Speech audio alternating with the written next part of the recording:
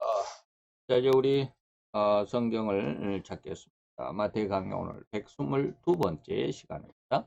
122번째 시간에 마태 9장 1절로 8절에서 네 번째 시간입니다.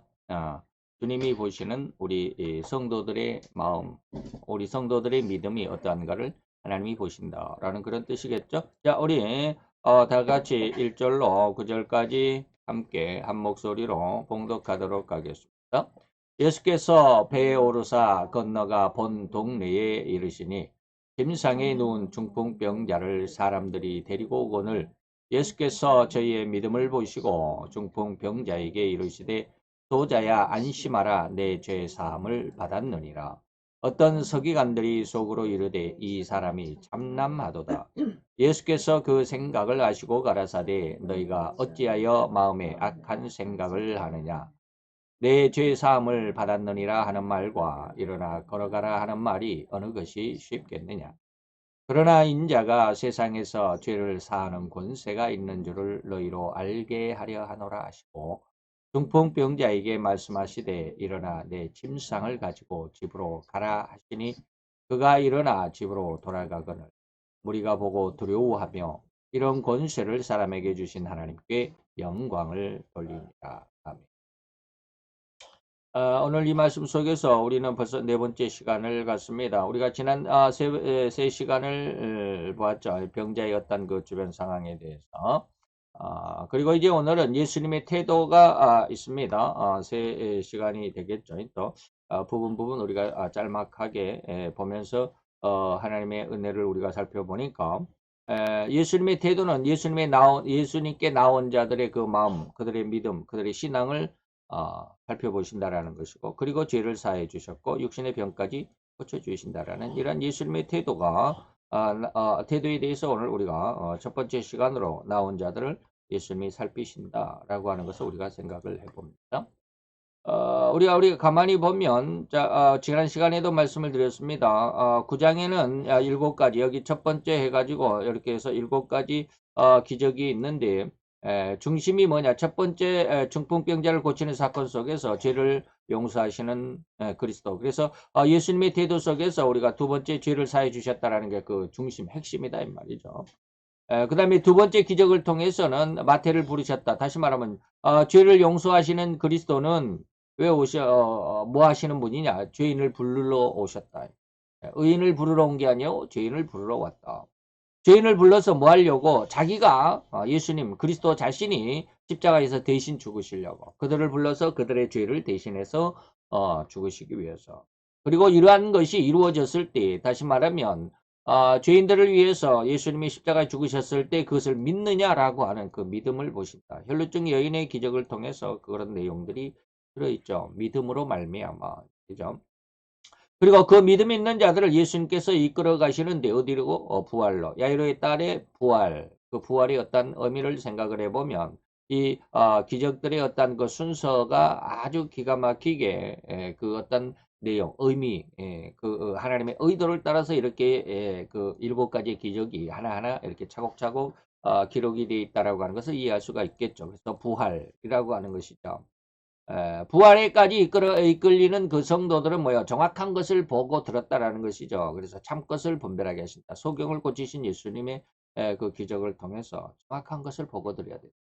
정확한 것을 보고 듣지 못하면 정말 안타까운 여기까지 이게 쭉 상당히 많은 시간이 걸리겠지만 여러분들이 이렇게 지금부터 지금 뭐 계속 그랬지만 여러분들이 아주 어마어마한 정말로 저도 아주 굉장히 쇼크를 받아요. 이 마음에 정말로 쇼킹한 뉴스들이 많아요. 그래서 이러한 내용들 그리고 벙어리를 쫓아내신 것은 우리로 하여금 입이 열려지게 이전까지는 입이 안 열려지죠. 여기까지는 정확한 하나님의 은혜를 얻었다 할지라도 입이 안 열려지.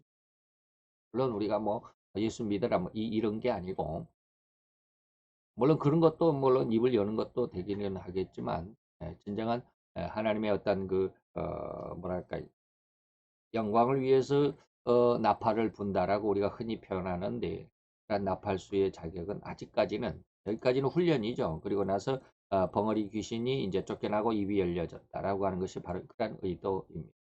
증거하게 하신다 이런 뜻이죠. 자, 그러면 우리가 아주 나온 자들을 예수님이 살피신다라고 하는 거죠. 먼저 내 자의 사함을 얻었느니라라고 이렇게 말씀하신 것은 이제 다음 시간에 말씀을 드리겠지만, 그 나온 자들에게 죄 사함을 먼저 내 죄 사함을 받았느니라 하고 이제 일어나 걸어가라 이렇게 말씀하셨죠. 이러기 전에 이는 왜 이러한 죄 사함을 주시는 것은 뭐야? 저희의 믿음을 보셨기 때문이다라고 하는 것입니다. 그들이 어떠한 상황이었습니까? 우리가 지난 시간에 병자의 주변 상황 네 사람이 중풍병자의 움직이지 못하는 그 침상을 네 명의 친구가 한 귀퉁이씩 붙잡고 예수님께로 왔는데 너무나도 사람이 많아서 집 문으로 들어갈 수가 없어서 옥상으로 올라가서 지붕을 뜯어내고 예수님에게 줄로 매달아서 이렇게 쭉 들이워 내렸다라고 하는 이런 모습들. 이런 모든 과정들을 보니까 예수님 앞으로 지붕이 구멍이 뻥 뚫리고 그리고 병자가 이렇게 네 개의 줄에 매여서 침상째 이렇게 쭉 내려오는 거 보시고 예수님이 뭘 보셨냐? 이것이 믿음, 저들의 믿음. 무엇을 지금 의도했냐라고 하는 것이죠. 의도를 아는. 무슨 말을 했을 때 우리는 그 말의 중요성도 있지만 그 말을 하는 그 사람의 의도, 그 사람의 어떤 사상의 밑바탕을 우리가 알 수가 있잖아요. 바로 그런 것입니다. 그러니까 다시 말하면 그들의 간절함이 예수님께 보였다라는 것이죠. 예수님께서 우리의 믿음, 저희의 믿음을 보셨다라고 하는 것은 곧 우리도 보신다라고 하는 것이죠. 그래서 예수님은 우리들이 예수님 앞에 나오는 그 정신 상태, 그 마음가짐 이 말이죠. 이것을 보셨다라는 것입니다. 그래서 우리가 그 준비한다라고 하는 것이 참 중요하죠. 어떤 제가 이제 아는 어떤 사람도 뭐 한 몇 년 만에 고향을 내려가는데 아주 부산스러워요. 고향 한번 내려가는데 얼마나 고향에다가 얼마나 그냥 날마다 그냥 막 이렇게 그 전화해가지고 이렇게 준비하라고 그러고 이렇게 한다고 그러고 내가 언제까지 도착할 테니까 언제까지 마중을 나와라 그러고 그래 가서 이제 마중 나오면 우리가 어디 가서 가는 길에서 이제 어떻게 먼저 어디를 먼저 가고 어디를 나중에 가고 이런 것까지 쭉 이제 뭐 아주 부산을 떠 이거 뭐예요? 준비하는 거잖아요. 우리가 예수님 앞으로 나올 때 우리의 마음에 준비가 되어 있어야 된다라고 하는 것이죠. 그래서 이제 목사들도 역시 마찬가지지만 목회자들은 이 주일 예배를 위해서 많은 것을 준비합니다. 특별히 이렇게 원고를 준비한다든가 원고 설교할 때에 어떤 모습으로 증거할 것인가, 어떤 내용을 가지고 어떻게 증거를 할 것인가라고 하는 것을 미리미리 리허설이라고 하는 것이죠. 리허설을 조금 하기도 합니다. 그리고 뭘 어떻게 하고 물론 목회자뿐만 아니라 그 예배를 주관하는 예배에 이제 보조 역할을 하는 어떤 성가대도 굉장히 열심히 한 일주일 동안 뭐 한 서너 차례 그냥 모여가지고 계속해서 성가 연습을 하고 또 어떻게 하고 어느 파티는 어떻게 하고 막 이런 것들을 하잖아요.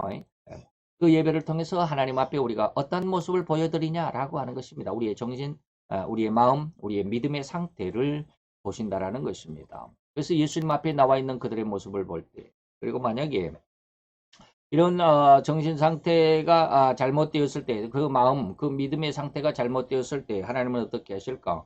받지 않으신다라는 것입니다. 이게 바로 이사야서 1장입니다. 내 성전의 뜰을 더럽히고 내 그 성전의 문지방을 밟는 그 발걸음이 나는 싫다라고 하나님이 그렇게 하시기도 하십니다. 자, 내가 진정으로 교회에 가서 예배를 드리나 아니면 몸은 와 있지만 마음은 다른 데가 있는가라고 하는 것을 우리가 내 스스로를 한번 살펴봐야 합니다. 라고 하는 것이죠. 그런데 우리는 그저 몸은 와 있지만 마음은 다른 데가 있는 경우가 굉장히 많습니다. 아직 믿음이 없는 사람들은 이러한 상황에 아주 쉽게 그리고 아주 자주 자주가 아니라 늘 그러겠지만 이렇게 빠지게 되고 말죠. 우리 이래서는 안 되죠. 우리가 하나님 앞에 와서 무엇을 우리가 그래서 제가 이제 예배 전에 뭡니까 교동문을 할 때 바꾸지 않고 계속하는 이유가 그겁니다. 그것이 바로 성경에 대한 가장 정확한 의도이기 때문에 그렇습니다. 그래서 그것을 좀 우리가 외울 수 있을 때까지 그리고 우리 마음속에 새겨질 때까지 하나님의 말씀은 내 생명이다라고 하는 것을 좀 이해했으면 그것을 좀 믿었으면 하는 그런 바람에서 저는 교동문을 바꾸지 않고 계속 111번을 계속 하는데 바로 이런 의미가 있습니다. 그래서 몸은 와 있지만 마음은 다른 데가 있는 우리들의 이런 잘못된 모습들을 그렇게 시정할 수 있어야 되죠. 물론 지금은 이런 상황 속에 몸은 몸 따로 마음 따로인 그러한 상황이라 할지라도 계속 훈련이 되고 하나님의 말씀 속에서 우리가 믿음이 성장하게 되면 하나님의 말씀 속에 집중할 수가 있겠죠. 자, 그리고 그들에게, 이러한 그들에게, 다시 말하면 그렇게 하나님을 간절히 찾고자 하는, 여기에서 이제 그들의 간절함을 예수님께서 보았다라고, 것이죠. 그래서 바로 이러한 저들에게 예수님이 가장 먼저 하시는 것이 뭐요? 죄사함을 주신다라는 거죠. 그래서 하나님은 그, 외모의 어떠한 모습, 물론 우리가, 그렇다고 외모를 안 보시기 때문에 뭐 교회에 그냥 막 아주 그냥 헝클어진 머리로 그냥 아주 지저분한 옷차림으로, 가도 된다. 물론 그래도 괜찮아요. 뭐 그렇다고 해서 우리가 흔히 말하는 그런 어떤 남루하고 허름한 옷을 입은 사람들의 예배를 하나님이 받지 않으신다라고 말할 수는 없어요. 예, 그렇지만 우리가 하나님 앞에 나갈 때 우리가 좀 더 좀 정갈한 모습, 거룩한 모습까지는 우리가 못한다 할지라도 정갈한 모습은 보여드릴 수 있어야 되지 않겠나라고 하는 것이죠. 그래서 깨끗이 차려입고 정장을 하고 하는 이런 모습들이죠. 그래서 하나님은 결코 그런 외모를 보시지 않고 그 속마음을 보신다라고 하는 것이죠. 그렇게 준비할 때 그 마음이 그 준비 자세가 어떠한 것인가? 그래서 우리가 이제 예배 처음 시작할 때 그랬습니다. 우리가 무슨 말을 할 때 그 말의 중요성, 그 말의 어떤 중요도 있지만 그 말을 하는 그 사람의 그 어떤 사상, 그 속마음이 무엇이었느냐라고 하는 것을 우리가 읽어볼 수 있어야 되지 않겠다라고 하는 것입니다. 그래서 말은 아주 번들하게 잘하지만 속마음은 아주 음흉한 이러한 모습들이 너무나도 많이 있습니다. 여기입니다. 여기가 어디냐면 여기가 텔아비브죠. 이스라엘의 두 번째 수도입니다. 우리나라에서 보면 뭐 서울 다음에 부산인 것처럼 제2의 수도가 텔아비브인데 텔아비브에서 밑으로 쭉 한 40km 정도 내려오다 보면 레호봇이라는 도시가 있습니다. 도시 이름이 레호봇입니다. 여기에 와이즈맨 하우스라고 있습니다. 어떻게 보면 지혜 있는 사람들의 그 집이라고 그러겠죠. 와이즈맨인데 저기는 좀 다르죠. 영어 스펠링은 좀 다른데 와이즈맨 하우스입니다. 여기가 바로 이스라엘의 쉽게 말하면 연구소입니다. 근데 제가 왜 이것을 구글 지도에서 찾아보고 많이 화가 났어요. 왜 그러냐면 이것이 이제 바로 이곳인데요. 이것에 보면 정말 기가 막히게 그 사막인데 여기가 사막이에요. 이스라엘의 남쪽은 거의 사막입니다. 근데 이 사막에 이렇게 아름다운 건물들이 있어요. 굉장히 아름답게 지었어요. 제가 지금 찾아본 거는 다른 거 없는데 여기는 지금 내부만을 이렇게 내부를 상당히 많이 보여주고 있고 외부도 있지만 내부에 이렇게 상당히 많은 그림들이 있습니다. 굉장히 호화롭다라기보다는 아주 잘 지어놓고 아주 좀 그렇죠. 굉장히 좀 호화로운 그런 저택 같죠. 여기가 바로 연구소의 일부분들입니다. 그 사막에 이러한 건물을 짓고 이렇게 좀 평안하게 생활할 수 있을 정도의 이러한 그 건축물과 이러한 기반을 닦아놨다라고 하는 것은 굉장하죠. 어마어마합니다. 이 사막에서 이렇게 아름드리 나무들이 이렇게 성장할 수 있는 곳이 아니에요. 그런데 이렇게 했어요. 굉장한 그 뭐라 그럴까 인력이 그리고 또 수고가 투입이 된 그런 곳이죠. 자동차는 누가 탄 자동차인지 모르지만 전시도 해놓고요. 바로 이렇게 사막에다 이렇게 잔디까지 잔디도 아주 그냥 무성하게 잘 자라고 있죠. 건물이 어마어마하더라고요. 누구의 비석인지 모르는데 누구의 묘인 것 같아요. 아마 여기 초창기 이곳을 뭐 어디가 담당했던 저그 뭐라 그럴까 그 주관자의 무덤인 것 같아요. 그래서 뭐 똑같은 사진들만 이렇게 계속 나와 있네요. 그 외부 사진들이 많던데 외부 사진들은 여기에는 별로 없네요. 제가 볼 때는.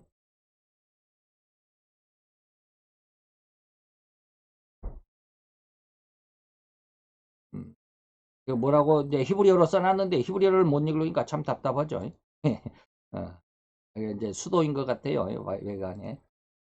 그 아까 그 묘지에 또 헌화했던 그런 모습도 있고 그런데 제가 이제 화나더라라고 하는 그런 내용은 뭐냐면 이렇게 삭막한 그 사막에다가 이 어마어마한 이런 건물을 짓고 또 이렇게 숲이 울창하고 이렇게 한 것은 물론 성경에서 하나님께서 약속하신 것입니다만은 이 일을 누가 했느냐면 유대교인들이 했다라는 거예요. 유대인이 아니라 유대교인들. 나중에 여러분들에게 그런 이야기를 좀 아마 다음 시간에 할 시간이 있을지도 모르겠는데, 음, 아, 쉽게 말하면 이제 제가 지난 시간에 한번 그랬죠. 뭐 아스케나지 유대인과 세파라딕 유대인이 있는데 아스케나지 유대인들의 작품들입니다. 아시케나지 유대인들이 바로 우리가 세계사에서 보면 유럽에서 그렇게 유대인이라고 핍박을 받고 천대를 받았던 그 사람들이 바로 아시케나지 유대인들입니다. 그들이 그렇게 그 핍박을 받으면서 마음속에 쉽게 말하면 응어리를 가지고 있죠. 다시는 이렇게 핍박을 받지 않아야 되겠다라고 하면서 이스라엘 나라를 건국한 사람들이 바로 그 아시케나지 유대인들입니다. 그럼 유대에 살았던 지금 현재 이스라엘에 살았던 유대인들은 누구냐면 그 사람들을 세파라딕 유대인이라고 그럽니다. 정통 유대인이죠. 근데 아시케나지 유대인들은 유대인이 아니라 유대교인입니다. 유대교인입니다. 유대인이 아니에요. 쉽게 말하면 이방인이 유대교를 받아들였어요. 이방인이 유대교를 받아들였어요. 그래서 그들이 유대인은 아니 히브리족은 아니지만 그 타자르 부족이라고 하는 그 부족이 있는데 그 사람들이 유대교를 받아들여서 국가적으로 받아들여서 그렇게 했습니다. 그 사람들이 바로 이 시오니즘의 주체들이고 유럽에서 그렇게 우리가 교회사 2000년사를 보면은 교회 그 기독교가 유대교인들을 엄청 핍박을 했어요. 왜? 예수를 죽인 민족이다 해가지고 엄청 핍박을 했어. 그 핍박을 받은 사람이 세파라딕 유대인들이 아니라 아시케나지 유대인들이에요. 그래서 그 사람들이 이제 나중에 이렇게 그 이스라엘에서 이스라엘 나라를 그 건국하게 되는 그런 사람들인데 그 사람들이 그렇게 유럽에서 핍박을 받으면서 가장 제1로 쳤던 것이 뭐냐면 그렇게 핍박을 받으면서 꼭 이루고자 했던 것이 뭐냐면 돈 부자다. 어마어마하게 부자가 돼야 돼. 돈을 많이 가져야 되겠다. 해가지고 그래서 그 사람들이 뉴욕에 가서 장착을 했는데 그들이 바로 월가의 주인들입니다. 지금 로스차일드나 뭐 저기 세계 제일 부자라고 하는 사람이 누굽니까? 어, 어, 어, 록펠러나 이런 사람들이 바로 그 아슈케나지 유대인들의 그 머리 수뇌부들입니다. 이런 사람들이 이렇게 많은 돈을 미국에서 자기들의 돈도 필요 들어갔겠지만 미국인들의 세금을 걷어서 여기에 이렇게 엄청나게 많은 지원을 했다 이 말이죠. 그 돈으로 이렇게 어마어마한 일들을 벌이고 있어요. 그래서 이런 것을 보면 겉모양과 속마음이 너무 다르잖아요. 여러분들 이런 걸 보면서 깜짝 놀라. 저도 이게 굉장히 지금 충격이에요. 어. 이것이 성경에서 어떻게 성경의 어느 부분에 이것이 해당하는지 지금 참 답답하기도 한데 그래요. 그래서 이 말이 그 말이 아닐까. 계시록에 딱 두 마디가 두 번 나와요. 계시록 2장과 3장에 딱 두 번 나오는데 자칭 유대인이라 하나 실상은 사탄의 회다라는 말이 딱 두 번이 나와요. 근데 어디에 나오냐면 서머나 교회와 빌라델피아 교회에 딱 두 번이 나와요. 근데 서머나 교회도 하나님이 이 서머나 교회에 책망이 없는 칭찬만 있는 교회고 빌라델피아도 책망이 없고 칭찬만 있는 교회예요. 이런 아주 훌륭한 교회에 이 두 마디가 딱 그 한 교회, 서머나 교회도 스필라델피아 교회도 이 두 마디를 합니다. 너희 속에 유대인이라고는 하는데 실상은 사탄의 회가 들어있다라고 하는 거죠. 바로 이런 사람들, 유태인이라고 가장하고 있는 이 사람들. 그런데 자기 욕심, 세계에 정복하고자 하는 이 아슈케나지 유대인들의 휘하에 있는 조직이 바로 프리메이슨이고 일루미나티입니다. 이런 어떤 우리는 지금까지 뭐 일루미나티 뭐 프리메이슨 저도 이제 그런 걸 많이 듣긴 했지만 거기에 대해서 공부도 안 해보고 연구도 안 해봤습니다. 그런데 일루미나티 뭐 이렇게 일루미나티 프리메이슨 이렇게 하다 보니까 아주 충격적인 게 아시케나지 무슨 유대인이 있고 막 이래 가지고 지금 그걸 지금 공부를 하는데 아주 정신이 아주 그냥 팽팽 돌 것 같아요. 너무 충격이에요. 그래서 이런 사람들이 바로 이 유대를 지금 쉽게 말하면 유대 교인들이 지금 이스라엘을 장악하고 있습니다. 그래서 세계를 소련을 중심으로 지금 소련이 아니죠. 러시아를 중심으로 해서 세계를 통일시키고자 하는 저들의 뭡니까 뉴 월드 오더라고 하는 키치 그 슬로건 아래 옛날 조지 부시가 그런 말을 많이 했죠. 오바마도 그런 말 많이 했습니다. 뉴 월드 오더. 뉴 월드. 새로운 세계 오더. 뉴 월드 오더. 신세계 질서, 정부를 세우고자 했던 이 사람들의 어떤 계획들이 바로 그 이 속에서 나타나는 거죠. 그래서 이런 것들이 지금 성경에서 어떻게 이루어져 가는지 여러분들이 많이 기도하고 좀 연구 좀 해야 될 겁니다. 그래서 오전에 제가 이거 와이즈맨 하우스를 찾으려고 했는데 기억이 안 나가지고 못 찾다가 예배 끝나고 제가 찾아봤습니다. 이러한 것들 여러분들이 이것이 바로 이스라엘의 왜 또 안 나오냐?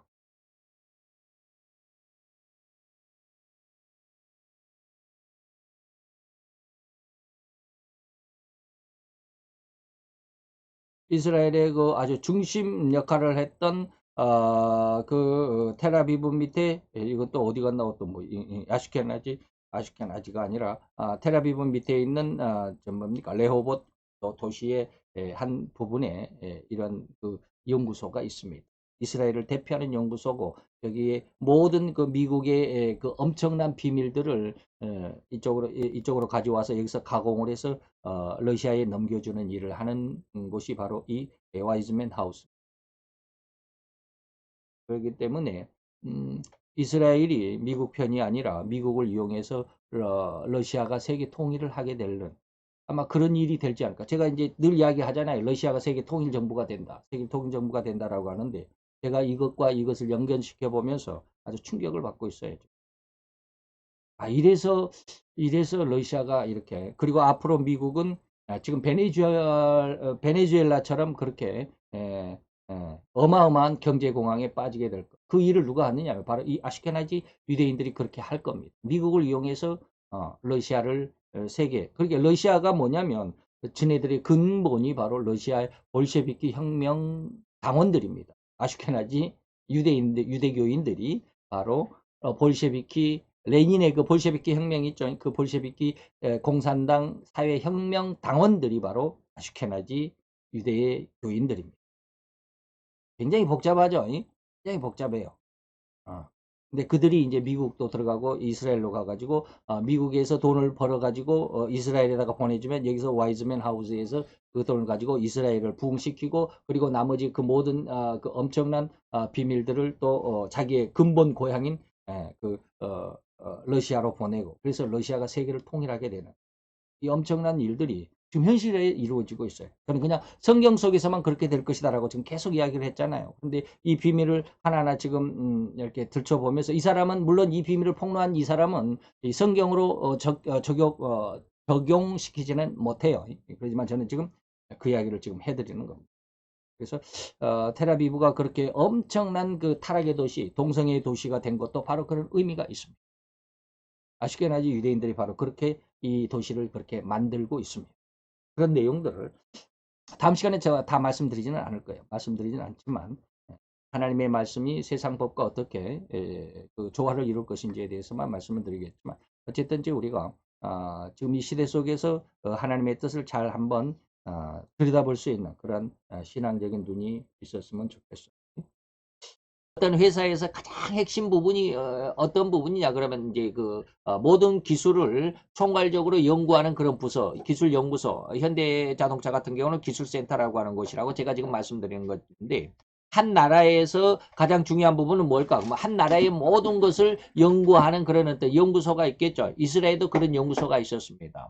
그런데 그 연구소에서는 무엇을 하느냐면 미국에서 이제 많은 그 기술들 그 짧은 시간 안에 불과 이제 뭐 한 100년도 안 됐죠. 이스라엘이 다시 건국한 지 우리나라가 70년이니까 이스라엘도 70년밖에 안 됐습니다. 70년 만에 1948년에 1945년인가 1945년인가 1948년인가 이제 독립을 했잖아요. 그래가지고 한 70여 년 만에 이제 나라가 세계에서 거의 몇 번째 안 갈 정도로 부강할 수 있었던 이유가 뭐냐면 미국이 그만큼 도와줬다라고 하는 것이죠. 그래서 미국의 어떤 그 엄청난 그 기술들, 특히 말하면 군사 기술들 엄청나게 많이 이스라엘로 제공이 됐잖아요. 이거는 빼돌린 것이 아니라 그렇게 제공을 합니다.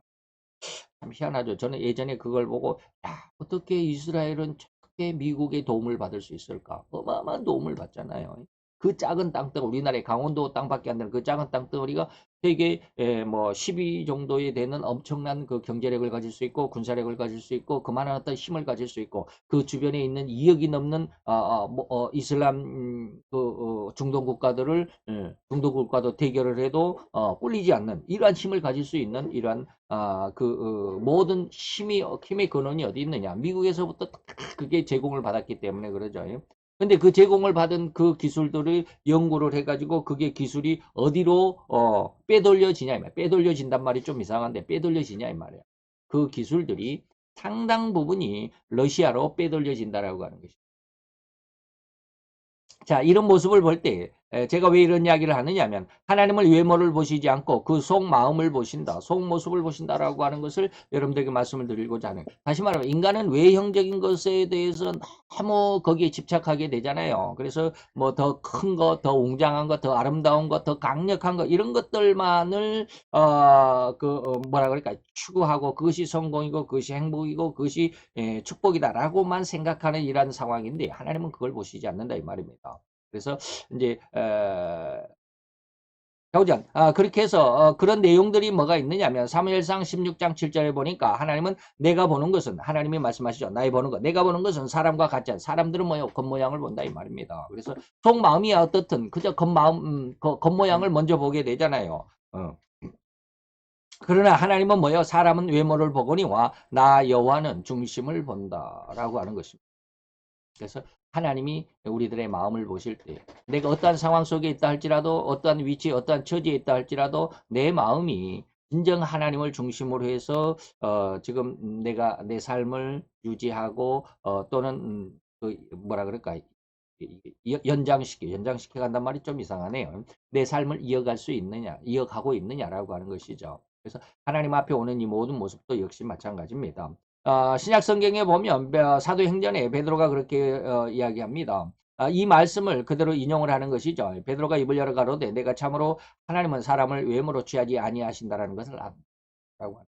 다시 말하면 자 제가 이제 이렇게 보충 말씀을 드립니다. 가령 몸은 하나인데 마음이 둘이라고 한다면 이 마음이 둘일 수가 있을까라고 하는 것이죠. 여러분들은 이러한 상황이 가능하다라는 것을 알고 있을 것입니다. 즉 나에게 아내나 혹은 남편이 있는데 정작 그 아내나 아내의 또 남편이 또는 그 남편의 아내 마음이 다른 남자나 혹은 다른 여자에게 있다고 한다면 이를 우리는 불륜이라고 말합니다.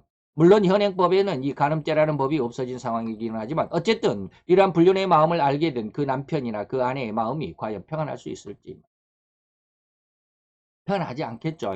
내 남자가 내 아내가 다른 남자다 다른 여자하고 같이 지낸다라고 하는 것을 보면 어마어마한 어떤 분노가 치밀어 오르겠죠. 제가 왜 이런 이야기 합니까? 하나님이 지금 인간을 볼 때 그렇다 이 말입니다.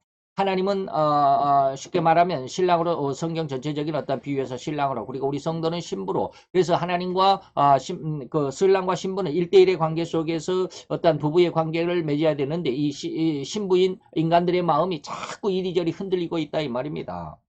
성경 중심은 하나님의 마음을 우리 성도들에게 알려주시는 기록임이 분명하죠. 그래서 그 기록 안에서 하나님의 마음은 절대로 그의 창조하신 인간, 그 인간을 오로지 하나님만을 믿고 의지하여야 하고 의지하라고 이렇게 하나님의 어떤 의도 속에서 인간을 만들었는데 그래서 에베소서에서 예수님은 교회와 또한 성도들과 예수님의 관계를 뭘로 해서 부부로 비유해서 기록하여 준 것을 여러분들이 읽으실 수 있을 것입니다. 이러한 인간이 그들 마음의 중심에서 영원히 남편으로 모셔야만 하는 하나님을 제하고 오히려 그 인간의 그 자신들의 마음 중심에 가장 사악한 사단의 유혹을 끌어들였다라고 하는 것이죠. 세상을 중심하는 그런 마음을 가지게 되었다 이 말입니다. 세상에 더 많은 더 큰 그리고 더 웅장한 더 휘황찬란한 더 아름다운 더 그냥 막 빛이 번쩍번쩍하는 뭐 이런 것들만 사랑하겠다. 하나님에 대해서는 전혀 어떤 사랑하는 마음이 하나님에 대해서 일신 우리가 흔히 요즘 말하는 거 올인한다. 거기에만 집중한다 이 말이죠. 이런 마음이 없더라 이 말입니다.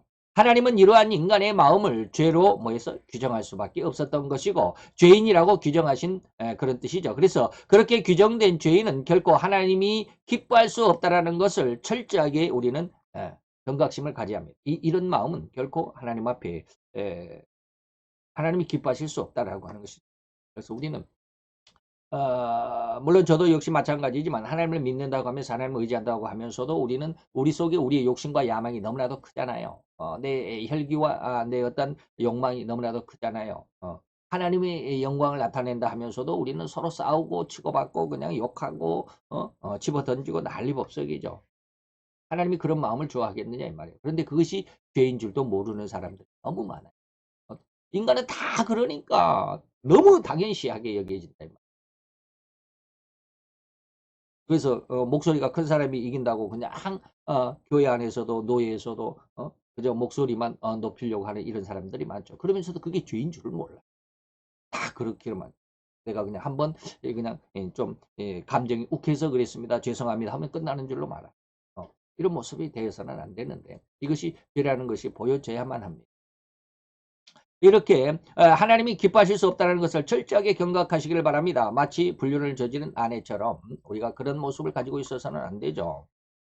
또 하나님의 창조하신 그 상태, 창조했을 때 그 모습, 죄가 없었을 때의 말이죠. 그때 그대로의 상황, 그대로의 어떤 그 모양과 형상을 하나님은 너무 기뻐하신다는 것을 우리는 기억해야만 합니다. 이것을 우리는 뭐라고 그랬다?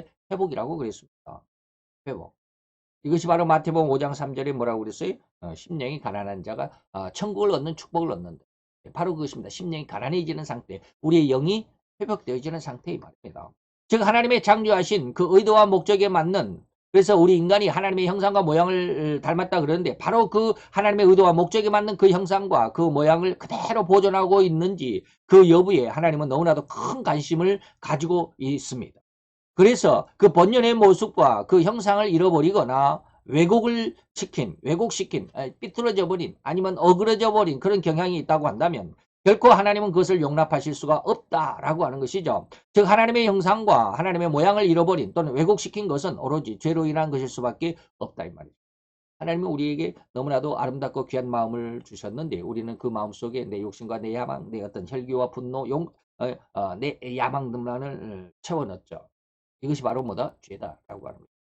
그래서 오늘 주님은 이렇듯 주님 앞에 나온 이 중풍병자의 마음을 먼저 꿰뚫어 보신 것입니다. 비록 수십 년 동안 중풍병자는 그 중풍병으로 인해서 자리에서 일어나 보질 못한 답답하고 안타깝고 우울했던 투병의 시간이었을지라도 결코 그러한 기나긴 투병의 시간들 속에서도 허리만큼의 흔들림도 없는 마음이 뭐였을까요? 하나님을 찾고 있었다 이 말이에요. 곧 이 지긋지긋한 병에서 낫고자 하는 이 간절함이었을 것이며 이후에 우리가 다시 더듬어 살펴보겠지만 그는 이러한 자신의 병마에 시달리는 그 기나긴 시간들 속에서 철저하게 자신을 되돌아보는 기회를 가졌을 것이다 라고 하는 것입니다. 예. 이게 아주 중요합니다. 제가 지금 까맣게 선택을 해놓은 이 부분이 굉장히 중요합니다. 그가 지금 병상에 있으면서 얼마간에 됐는지는 모르지만 요한복음 5장에 가보면 38년 된 중풍병자가 나오는데 이 사람과는 그 사람과는 좀 다르지만 이건 다른 내용이지만 그 사람의 모습에서 보면 약 한 38년이니까 한 40년이라고 생각을 한다면 40년 동안 일어나 보지 못한 그 상황 속에서 얼마나 힘들었을까. 우리가 뭐 코로나 지금 19로 인해서 뭐 한 작년 12월부터 코로나가 뭐 조금 일어나더니 1월부터 아주 이제 막 좀 규제가 되고 막 그랬었죠. 그러니까 작년 12월부터 올해 지금 11월이니까 그 1년이잖아요. 1년 동안 제대로 어떤 그 밖에 제대로 마음대로 나가지 못하고 통제가 심하니까 아주 답답해 하잖아요. 1년인데도 그러잖아요. 그럼에도 조금씩은 뭐 자유가 있기는 했지만, 그러나 이 사람은 뭐요? 전혀 밖에 나가보지도 못, 몸을 움직이지도 못하는 그것이 어떤 세월? 40년의 세월. 정확히 40년은 아니다라고 그랬습니다. 요한복음 5장에 보니까 베데스다 연못가에 있는 사람이 38년이니까 40년으로 계산해서 이제 그 이야기를 한번 해보자 하는 뜻이었습니다. 40년을 그렇게 움직이지 못하는 그런 사람이 그 40년 동안 뭐 하고 있었겠냐. 낫고자 하는 그런 마음이 있었을 것입니다. 저도 지금 우리 동네 이 골목 안에 그 장애인 그 아가씨가 있잖아요. 그 사람을 볼 때마다 정말 너무 화가 나요. 왜 인간이 저렇게 힘들어야 하나. 그 안타까운 텔레비에서 광고에 그 아프리카의 그 힘들어하는 그런 아이들의 모습을 보면 너무 뭐 그냥 괜히 막 화가 나는 거예요. 왜 인간이 저래야 되나. 원래는 그러지 않아야 되는데 원래는 정말로 참 아름답고 가장 귀한 모습으로 살아가고 그런 인격이 그런 인간이 돼야 되는데 왜 이렇게 힘들어하는 사람이 있을까? 그럼에도 불구하고 그런 반면에 또 이런 사람들을 이용하는 또 그런 나쁜 사람들도 있고 말이죠. 어쨌든지 그건 내버려 두고 어쨌든지 그러한 상황 속에서 자신을 이 사람은 철저히 되돌아봤지 않겠나 이 말이에요. 왜 예수님 앞에 나오는 그 모습을 보니까 과정이 그렇게 했을 것이다. 만약에 과정이 예수님을 사모하는 그런 마음이 없었더라면 이 모습 안에 다시 말하면 예수님 앞에 나오지 않았을 것이다라고 하는 것입니다. 만약에 그가 예수를 믿지 않았었다면 그가 낫고자 하는 그런 간절한 마음이 없었고 예수가 이런 모든 병에서 고쳐주고 그에게 나가면 모든 것이 해결된다라고 하는 그런 어떤 말에 대한 믿음이 없었다고 한다면 친구들이 예수에게도 한번 가보자라고 했을 때 이 친구는 이 병자는 아마 안 간다고 그랬을 겁니다. 내가 가봐야 뭐해. 내가 지금 40년 동안 움직이지도 못했는데 예수 앞에 간다고 그래서 내가 무슨 영광이 있고 무슨 뭐 해결점이 있겠냐. 나 안 가. 내버려둬. 나는 이대로 살다가 죽겠어. 막 그랬을 수도 있지 않겠냐 이 말이죠. 근데 그는 뭐요? 내 친구들이 가자고 했을 때 선뜻 나서서 이 친구들이 가자고 한 대로 그리고 친구들이 자기 침상을 메고 가는데도 그대로 동조했습니다. 왜요? 그런 마음이 있었기 때문에 그렇습니다. 예수님은 이걸 보셨다라고 하는 겁니다. 오늘 지금 중심이 바로 그겁니다.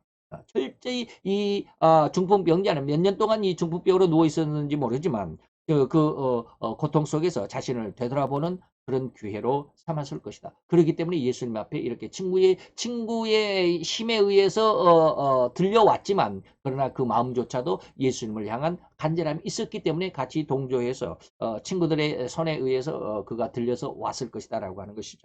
이것이 바로 그 이면을 들여다보는 그런 내용이겠죠. 그래서 오늘날 우리들이 뭡니까? 정말로 잘못된 모습 안에서 실수하고 또 뭐 부족한 모습들이 너무 많다 할지라도 우리의 마음 중심은 어디가 있느냐. 이것이 바로 이때 이 모습들이. 그래서 우리가 한번 실수하고 우리가 한번 잘못하고 우리가 한번 또 하나님 앞에 너무나도 잘못된 일을 함으로 인해서 나는 안 되겠다. 나는 이렇게 그냥 뭐 하나님이 또 용서해 주셨을 텐데 또 이렇게 잘못했으니까 나는 이제 안 되나 봐. 이런 생각은 하지 말자라는 것입니다. 우리의 마음의 중심이 내가 슬퍼하고 내가 또한 실수하고 내가 또 잘못하고 내가 또 범죄했을지라도 그 마음의 중심은 하나님은 나를 이런 이 잘못된 모습 안에서 하나님은 나를 지켜줄 것이라고 하나님의 마음 우리의 마음 중심이 하나님 앞에 있어야 되는 그런 믿음은 중요하다 이 말입니다. 즉 자신에게 더 씌워진 이 질병이 혹 하나님 앞에 자기 자신도 알지 못한 상황에서 엄청난 죄악으로 말미암아 내 죄를 하나님이 징계하심으로 내가 이런 병을 얻지는 않았을까 하는 이러한 자신을 되돌아보는 이른바 회개하고자 하는 간절함 바로 그것이었다라고 우리는 추론해 볼 수 있습니다. 하나님은 이러한 하나님 앞에 자리하고자 하는 하나님 앞에 나오고자 하는 그 마음을 하나님은 너무나도 기뻐하십니다. 그가 비록 죄악 가운데 또 죄를 짓고 또 실수하고 또 넘어지고 자빠지고 그냥 코가 깨지고 그러면서 하나님 또 용서해 주세요 하고 그냥 또 뭐 이런 모습이 있다 할지라도 그 마음 중심이 하나님 앞에 나오는 그 마음의 중심이 어떻느냐를 하나님은 보신다 이 말입니다. 그래서 마태복 6장 21절에 보니까 내 보물이 있는 곳에 네 마음도 있다. 내가 그걸 봤다. 네 보물 다시 말하면 네 행동을 보니까 네 마음 중심이 어떠하다는 것을 내가 알 수 있겠다라고 하는 그런 뜻이죠. 이렇듯 마태를 통해서 하나님은 인간의 모든 행위와 그 행위의 열매들로 인해서 그 사람을 알아볼 수 있다라고 그 사람의 인격을 알아볼 수 있다고 하신 것을 우리는 기억해야만 하겠죠. 이처럼 오늘 중풍병자를 대하는 주님의 태도 중에서 가장 먼저 주님은 비록 그 친구들에게 이끌려왔을지라도 중풍병자에게는 이러한 주님 앞에 있고자 했을 그 마음을 먼저 읽으셨다라고 하는 것 우리가 잘 기억을 해보시기 바랍니다. 그래서 잠언서 16장 1절 혹은 3절에 보니까 너의 행사를 여호와께 맡기라. 하나님 앞에 모든 것을 내놓고 뭐요? 너의 경영하는 것이 네 마음에 계획하는 것이 이루어지리라. 근데 우리가 하려고 그러잖아요. 시편 37편 5절 6절에도 그렇습니다. 너의 길을 여호와께 맡겨라. 저를 의지하면 저가 너의 길을 이루어 주실 것이다. 너의 의를 빛과 같이 나타내 주실 것이다. 너의 정의로움 그 공의를 정오의 빛같이 드러내 주실 것이다. 라고 하는 것을 잊지 않아야 되겠죠. 진정 하나님은 우리 성도들의 마음 곧 그 믿음의 중심과 그 강력함 얼마나 간절함이냐 그 여부를 알고자 하시는 하나님의 마음이 있다 이 말이죠. 즉 성도의 마음 중심에 하나님이 자리하고 있는지 그 여부를 알고자 한다는 것입니다. 신명기 13장 3절이 바로 그것입니다. 너희가 마음을 다하고 성품을 다하여 너희 하나님 여호와를 사랑하는지 그 여부를 내가 좀 알고 싶다. 이건 뭐예요? 우리가 흔히 말해서 부부 사이에도 뭐라 그럽니까? 계속 사랑한다라는 뭐 사랑 말을 안 해도 사랑한 줄 알아. 그렇게 이야기하는 것보다 말로 표현해달라. 그런 말을 자꾸 하잖아요. 이것이 그렇습니다. 하나님 우리 마음을 나 자신이 내 마음을 내가 아는 것보다도 하나님은 내 마음을 더 잘 아십니다. 예. 내가 모르는 것까지 내 마음을 모르는 것까지도 하나님은 알고 계시다 이 말이죠. 기가 막히죠. 자, 성도는 이런 하나님의 의도, 그 마음, 그 하나님의 마음을 좀 더 정확하게 알기를 원합니다. 그래서 하나님을 알고 하나님 앞에 나가는 우리들의 성도의 모습. 그렇게 하나님의 마음을 이해하고 더더욱 하나님의 의도에 맞는 신앙과 그런 삶이 되도록 우리가 노력하고 신앙의 성장이 있어야 되겠습니다. 그런데 우리들은 때로 겉모습을 볼 때가 많죠. 거의 그렇습니다. 겉모습, 큰 건물, 많은 성도. 이와 같이 그 내용은 살피지 못하면서 겉모양만을 계산해버리는 그리고 그렇게 단정해버리는 이러한 경향이 바로 우리 인간들의 모습이죠. 저도 안타까운 모습이 많이 있어요. 인간의 눈과 그 마음 이는 절대로 허리만큼도 죄에서 해방될 수 없는 오로지 100% 완벽하게 너무나도 확실하고 너무나도 완전하게 죄에 얽매여 있는 그런 상황이다. 무엇이 인간의 눈과 마음은 이렇게 죄에 얽매인 상황이다라고 하는 것 여러분들이 보시는지 모르겠어요. 이걸 볼 수 있어야 됩니다. 예전에는 저도 이거 못 봤어요. 안 보여요. 예전. 그래서 왜 사람이 그렇게 죄인이라고만 그러는지 왜 죄를 그냥 뭐 물 마시듯이 그냥 그런 죄만 짓고 산다고 그러는지 신학교 때도 그 이해를 못했어요. 그 말을 받아들이기는 하지만 이해를 못했어요. 그런 인간의 마음, 곧 죄악의 마음에는 온전히 사단의 유혹으로만 살아갈 뿐인 그런 마음일 뿐이고 그런 사상이고 그런 안목일 수밖에 없음이니 그러한 인간의 마음의 중심은 절대로 하나님과 같이 되는 것입니다. 다시 말하면 내가 제일 크고자 내가 제일 높고자 내가 모든 것을 다 막 내 마음대로 휘두르고자 하는 이런 마음. 다시 말하면 이것이 교만. 이러한 교만 절대로 인간 자신만이 가장 우월해야만 한다라고 하는 결코 남은 인정하지 않고 자신만의 것을 주장하고 고집하는 이른바 하나님과 같이 되는 것으로 일관하는 인생입니다. 오늘 좀 현실 속에서 어떤 모습이 이루어지는지 여러분들이 좀 보라고 제가 자꾸 이런 이야기를 하는데 우리나라에 지금 청와대 국정감사를 하는데 추 법무장관이 나와서 하는 행동을 보면 너무 답답하고 너무 안타까워요. 근데 자기는 잘하고 있다고 그러잖아요.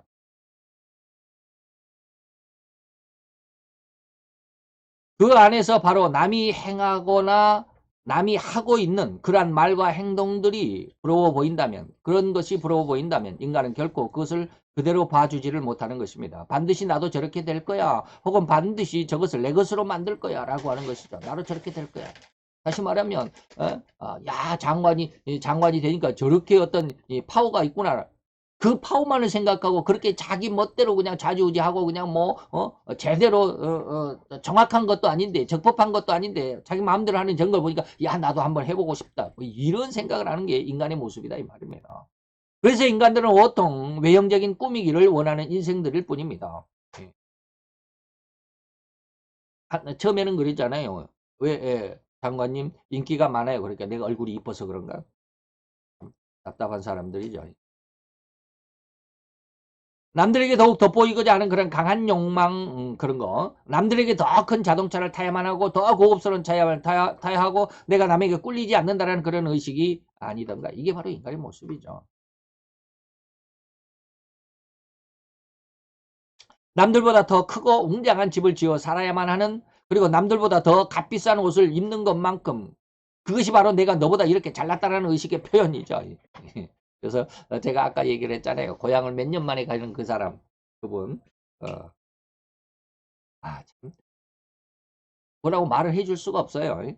자기는 그게 멋이로 사는데 와 이 잠바가 그냥 260만 원짜리라는 둥 바지가 무슨 프랑스 저는 제품 이름도 몰라요. 회사 이름도 몰라 무슨 제품에 바지가 160만 원짜리라는 둥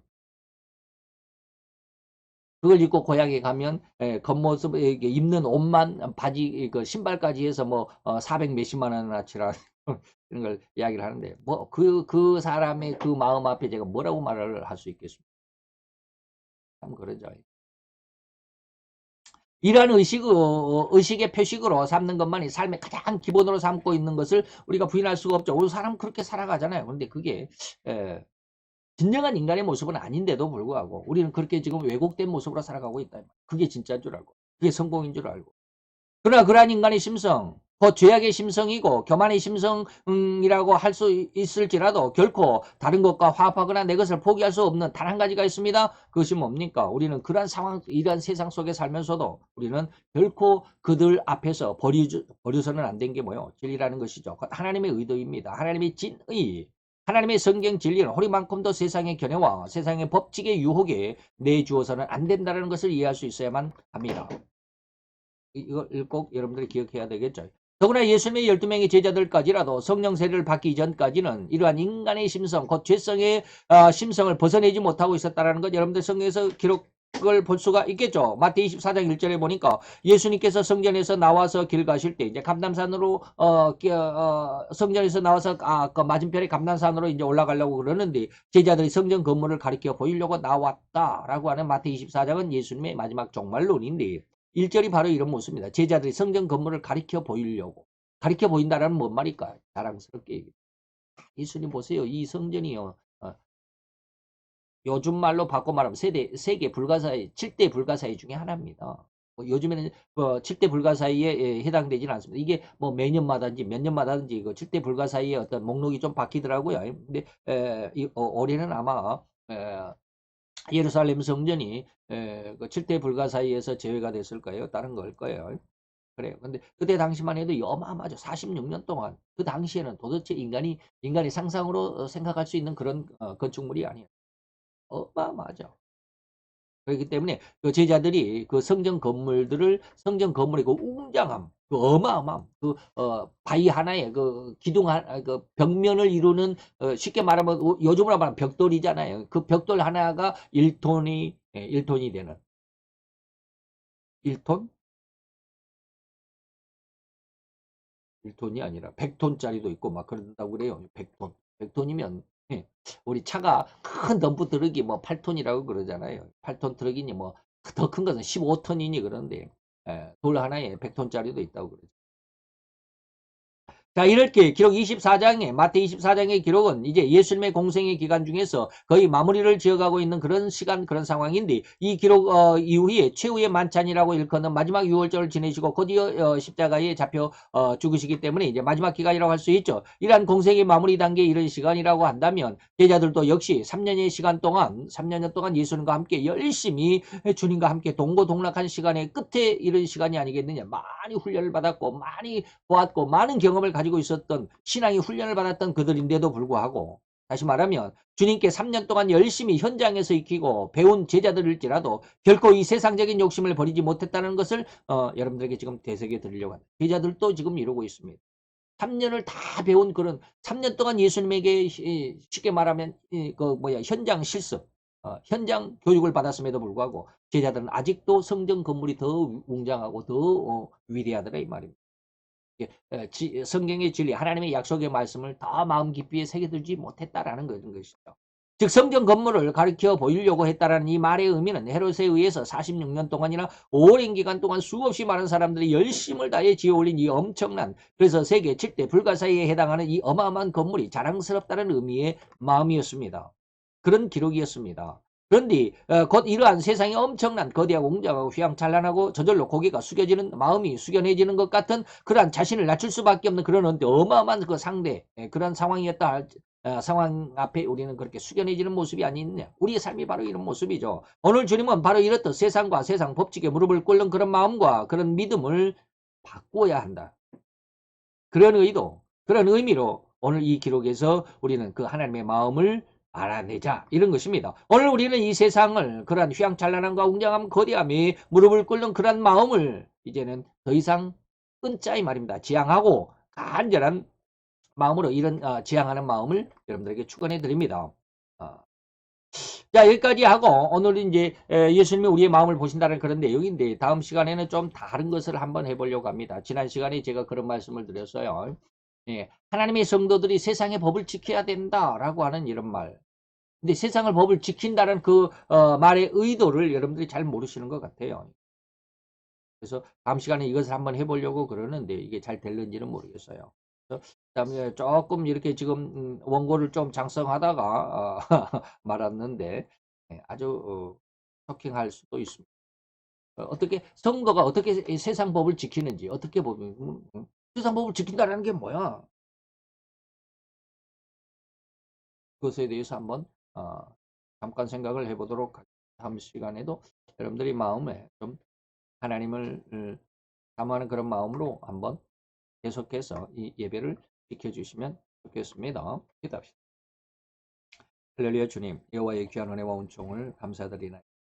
오늘 이 시간도 진정 하나님 앞에 나온 저들의 마음, 저들 어떤 외형의 모습, 그 모습까지라도 하나님 앞에 연락이 되어야 할진데 그러나 우리의 외형 모습보다는 하나님이여 진실로 우리의 심령 그 중심을 연락하시고자 원하시는 그 하나님의 의도, 그 뜻을 우리가 이 한 시간 다시 한번 더듬어 살펴보았나이다.